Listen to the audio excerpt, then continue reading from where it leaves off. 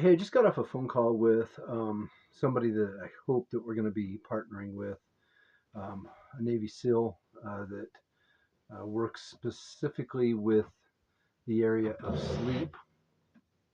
The idea is that if we can partner, that we can start offering um, his sleep course as part of a package for those that are coming to ceremony. But that's kind of beside the point, except that it triggered my thoughts for this morning. I guess in terms of what I wanted to share, and just that, like sleep is so critical to your physical and mental health.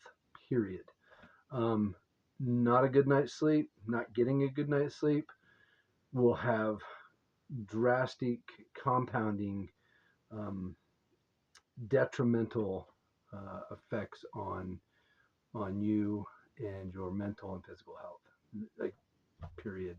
So how do we get a good night's sleep? Well, that's what we're going to try to learn a lot more about within our organization, so that we can have trained sleep coaches and then offer that to help. But just from my novice standpoint, I mean, this person's an expert.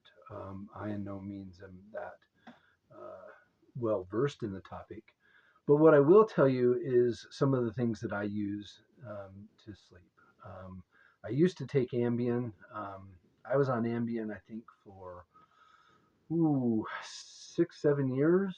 Um, when I when I got out and went to my first civilian doctor outside the military, first doctor's appointment with a non-military doctor. He took one look at my chart and said, "Ooh, there's been an error in your chart." And I said, "Why? What's that?" And he says here you've been on Ambien for 7 years. And I said, let me do the math. Yeah, that's about right. Not thinking whatsoever about the consequences. Of course, I wasn't as well versed in big pharma and things like that at the time. And he said, like, he kind of reacted, like he recoiled, like, what? He says, no, like, this is like if somebody loses a spouse and they might need a little bit of a help getting some good rest in their grieving process, like maybe 6 weeks at max type of a prescription. He says, I won't refill this for you. You might want to try to find another doctor, but I'm not going to refill this.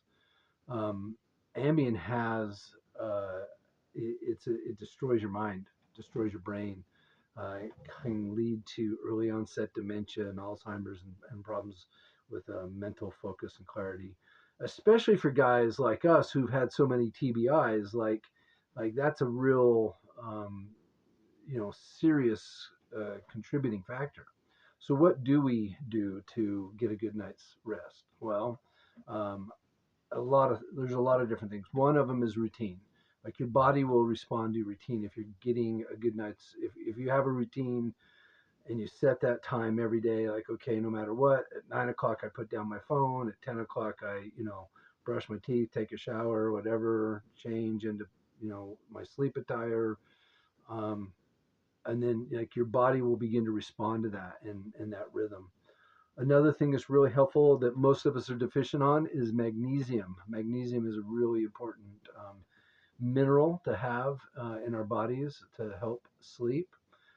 Secondly, like the same things that produce the serotonin that helps us feel well and happy, those are precursors and associated with melatonin.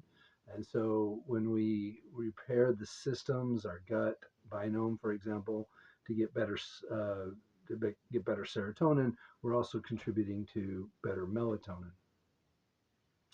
Um, and then of course there's the plant medicine uh, assistance as well. I don't want to go into too much detail there, but that's also a big one.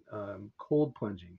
I prefer to cold plunge after a workout, but also right before bed. They talk about sleeping in a cold room is very helpful, things like that. Well, I like to, like lower my internal core temperature through a cold plunge that I think really also helps. Sitting in a sauna or a hot tub drains the energy out of me as well. So there's a couple of things, but I guess the big point or takeaway here this morning is that good things to come in terms of collaboration with with an organization that really has this wired tight.